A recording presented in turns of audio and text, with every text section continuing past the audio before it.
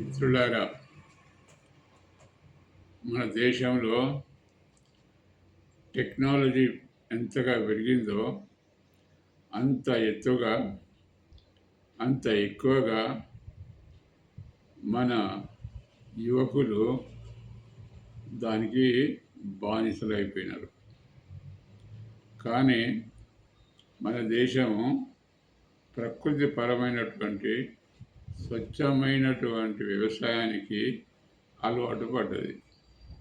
అయితే ఈ మధ్యకాలంలో యువకులు టెక్నాలజీని అలవాటు చేసుకొని మొబైల్లో చుట్టూ తిరుగుతున్నారు.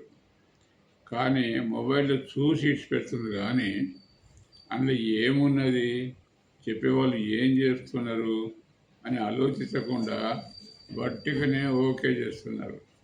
అట్లా కాకుండా మీకు ఉపయోగపడేది, ఇతరులకు ఉపయోగపడేది కొన్ని మంచి మంచి వీడియోస్ ఉన్నవి.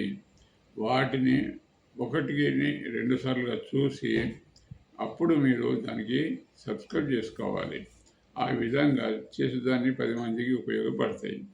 ఎందుకంటే మేము గమనిస్తున్నాము, ప్రపంచంలో ఎంతోమంది మేధావులు ఉన్నారు.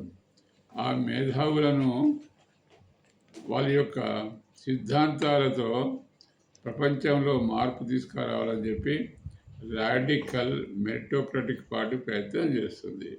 అందువలన మీరు మాకు సహకరించినట్టయితే అన్ని రంగాల్లో కూడా మనం మార్పులు తీసుకొచ్చి అదే విధంగా అభివృద్ధిని సాధిస్తాం అనే విషయాన్ని అందరూ గ్రహించాలి.